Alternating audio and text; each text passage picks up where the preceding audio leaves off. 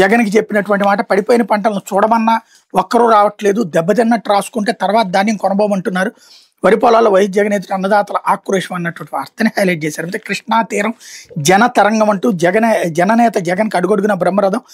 ఆసాంతం ఉవ్వెత్తున అగసిన ప్రజాభిమానం. జగన్‌ని చూసేందుకు వెళ్లకుండా ప్రజలకు అడుగడుగున పోలీసుల ఆంక్షలు, సరిహద్దులు, ప్రధాన రహదారులు, కూడళ్లలో బ్యారికేడ్లు, భారీ తాళ్లతో అడ్డంకులు.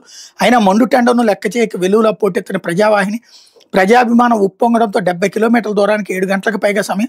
కృష్ణా జిల్లాలో వైఎస్ఆర్సీపీ అధ్యక్షుడు వైఎస్ జగన్మోహన్ రెడ్డి పర్యటన దిగ్విజయం అన్నటువంటిది హైలైట్ చేశారు. అయితే ఆర్థిక పరిస్థితి బాగాలేదని రిటైర్మెంట్ బెనిఫిట్స్ ఆపలేరు. టెర్మినల్ బెనిఫిట్స్ దాతృత్వం కాదు, అది వారి ఆస్తి హక్కు అంటూ వారి హక్కు ఆస్తి అన్నటువంటిది స్టేట్మెంట్ ఇక్కడ కూడా హైలైట్ చేశారు. ఇకపోతే మంగళవారం మరో 3,000 కోట్ల రుణం. 17 నెలల చంద్రబాబు పాలనలో ప్రజలపై అప్పుల భారం. కూటమి ప్రభుత్వం వచ్చాక దాదాపు 2.27 లక్షల కోట్ల అప్పు. ఇందులో బడ్జెట్ అప్పులే 1,40,602 కోట్లు. బడ్జెట్ బయట అప్పులు 86,383 కోట్లు. అయినా ఆడబిడ్డ నిధి, నిరుద్యోగ భృతి ఎగనాము.